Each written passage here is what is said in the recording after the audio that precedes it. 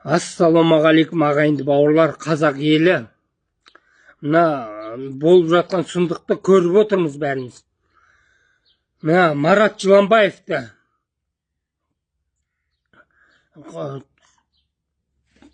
босатыңыздар. Бұл шенке еш нәрсе істеген жоқ. Бұл қазақтың батыры Марат Жыланбаев ағамызды босатыңдар тез арада.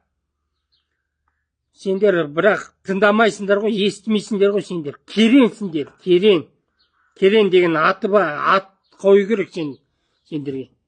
Керен, надан, сауатсыз,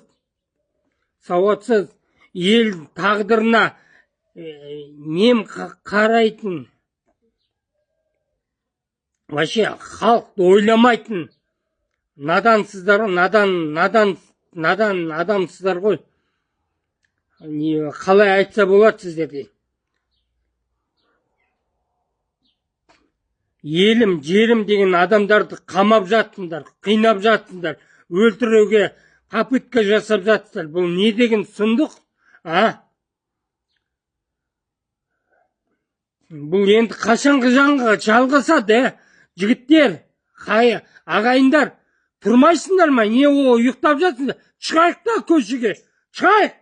Площадьқа шығайық, площадьтарға. Толтырайық та мына, тоқтатайық та мына бассыздықта. Бассыздық, үлкен бассыздық болып жатыр. Сендер неге үндемейсіздер? Халқым, қазағым.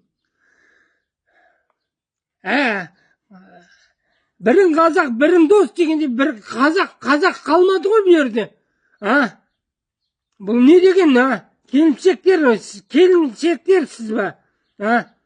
Ұйықта оянсаңдар ше, болды ғой ағайындар.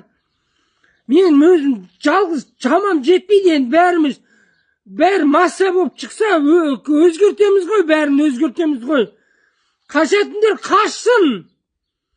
Ағайындар, тұрсандаршы болды, тұрсандаршы, бауырлар. Болды ғой, 30 жыл бір басшыға табындып, енді тағы да кімге табынамыз, ағайындар? Болды ғой, тоналып болдық қой енді ағайындар. Тұрсандаршы, адамсыңдар ғой. Мал болмасандар, шықсандар, көшеге шығайық бәріміз. Мен бастайым, шығайық бәріміз, ағайындар.